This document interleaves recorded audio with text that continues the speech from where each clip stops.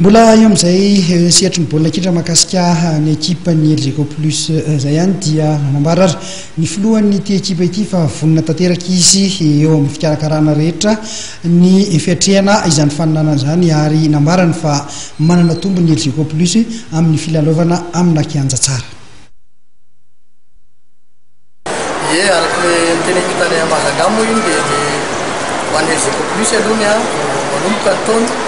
efa mitohy foana ny fanomanana izany hoe manomboka mihitsy ny taom-pilalaovana dia efa manomana foana izay ary izay fanomanana izay matsy ho an'ny resaka fanatanjahantena dia any amin'ny fanombohan'ny taona mihitsy no manomboka ny fanomanana mba ahazoana victoire sy azahoana n'ilay tanjona izay ezahan'ny ekipa ho tratrarina. Azo eritreretina ve ny hamerenana ny zava-bita tamin'ny taon-dasa? Ie, mety ho azo atsaraina foana ny zavatra misy aloha zany satria dia matsy mora fa anisan'ny ekipa goavana eto Madagasikara ary anisan'ny ekipa mitondra ny voninahim-pirenena tamin'ny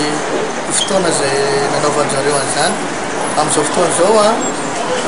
miverina indray le matsa tamin'ny herintaona moa izy nareo mino afangamba ny samy hiadiny rotota ary samy ampiseho an'izay lalao izay ary Mazangamo anisan'ny tsara ny terrain mety mino afangamba ny ohatra amin'ny baolina izay natao rehetra tamin'izay io matsa finaly io ary ho tsara dia tsara mihitsy ny matsa izay atao azy satria ny terrain tsara dia mampiseho an'ny ankizy ahafahan'ny ankizy milalao. Eto angamba dia misintona kely ho an'ny ministeran'ny fanatanjahantena mba ahafahan'zareo manapa-kevitra ho an'Antananarivo ilay terrain synthétique satria ahafahan'ny ankizy mivoatra rehefa makany ivelany ary io no anisan'ny lalana iray ahafahan'ny ankizy mitondra n'ilay fahaiza manao rehefa tsara ny terrain mahay foana ny ankizy ka mampisintona ny asain'ny ministera ny fanatanjahantena satria ny fédération dia anisan'ny efa nanome ary isorana meloha fédération ho an'Antananarivo ny terrain synthétique. Foot challenge iresahana manokana ny tontolon'ny baolina kitra eto amintsika sy anvelany